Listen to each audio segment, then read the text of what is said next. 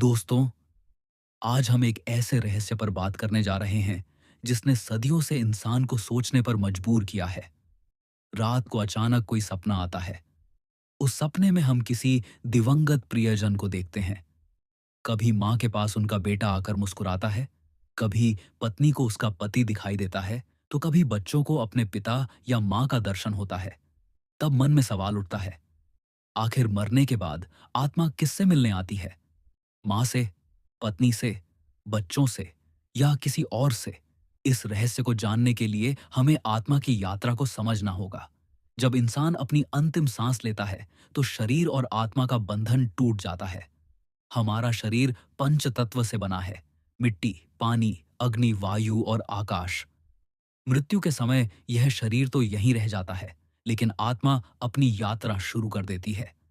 गरुड़ पुराण में लिखा है कि मृत्यु के बाद आत्मा तुरंत कहीं दूर नहीं चली जाती। वह कुछ समय तक घर परिवार, प्रियजनों और अपनी परिचित जगहों के आसपास रहती है। कहा जाता है कि पहले 13 दिन तक आत्मा बहुत सक्रिय रहती है। वह अपने परिवार को देखती है, रोते हुए प्रियजनों को महसूस करती है और कभी-कभी सपनों में आकर उन्हें सांत्वना देती है। इस समय आत्मा सबसे ज्यादा उन लोगों से जुड़ती है जिनसे उसका गहरा भावनात्मक रिश्ता होता है। माँ और बच्चे का रिश्ता सिर्फ जन्म का नहीं होता, यह रिश्ता गर्भ से पहले और मृत्यु के बाद भी बना रहता है।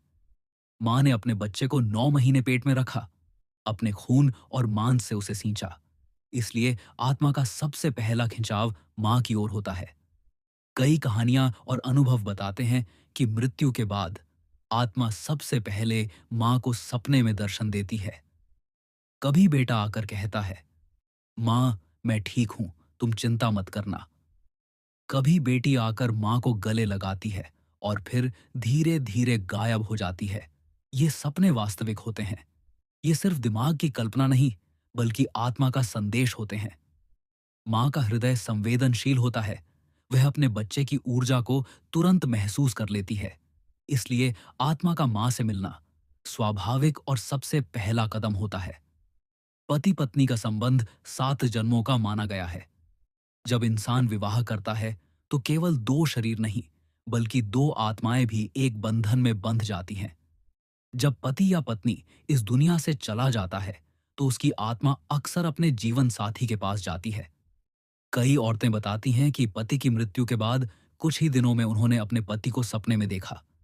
वह आए, मुस्कुराए और बोले, डरो मत, मैं हमेशा तुम्हारे साथ हूं। कभी आत्मा पत्नी को चेतावनी भी देती है, जैसे बच्चों का ध्यान रखना, अपनी सेहत का ध्यान रखना। इसी तरह अगर पत्नी गुजर जाती है, तो वह अक्सर पति के सपनों में आकर उसके दुख को हल्का करती है। यह आत्मा का गहरा प्रेम है, जो मृत्यु के बाद भी टूटता नहीं। आत्मा केवल माँ या पत्नी तक सीमित नहीं रहती। कई बार वह अपने बच्चों से मिलने आती है। बच्चों को सपने में माता पिता का आशीर्वाद मिलता है। वे सपने देखकर कहते हैं, माँ ने आकर मुझे गले लगाया, पिता ने कहा कि मैं हमेशा तुम्हारे साथ हूं। भाई बहनों के बीच भी गहरा बंधन होता है। अगर आत्मा का किसी भाई या बहन से गहरा लगाव हो, तो वह उनके सपनों में भी आती है। मित्र भी आत्मा के दर्शन पा सकते हैं, अगर रिश्ता आत्मिक स्तर पर बहुत सच्चा और गहरा रहा हो। कभी कभी आत्मा किसी अनजाने व्यक्ति को भी सपने में दिखाई देती है, ताकि वह परिवार तक संदेश पहुंचा सके। हिंदू शास्त्रों के अनुसार आत्मा अमर है। शरीर नाशवान है, लेकिन आत्मा कभी नहीं मरती। भगवत गीता में श्री कृष्ण ने कहा है, नयनम छिंदंती शस्त्राणि, नयनम दहती पावका। अर्थात आत्मा को न कोई हथियार काट सकता है, न आग जला सकती है।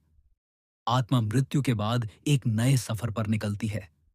विज्ञान भी इस बात को मानता है कि मृत्यु के बाद कुछ ऊर्जा शेष रहती है।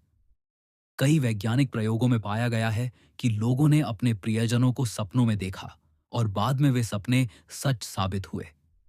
पश्चिमी देशों में नियर डेथ एक्सपीरियंसेस के हजारों केस दर्ज हैं, जहां लोग बताते हैं कि उन्होंने मरने के बाद अपने परिवार को देखा और फिर लौट आए। जब आत्मा सपने में आती है, तो वह कुछ खास संकेत छोड़ती है।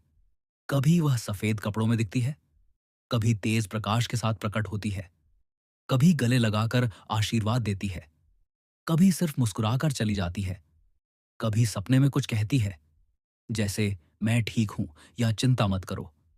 ये संकेत डराने के लिए नहीं होते, बल्कि प्यार और मार्गदर्शन देने के लिए होते हैं। तो दोस्तों, अब आप समझ गए होंगे कि मरने के बाद आत्मा किससे मिलने आती है।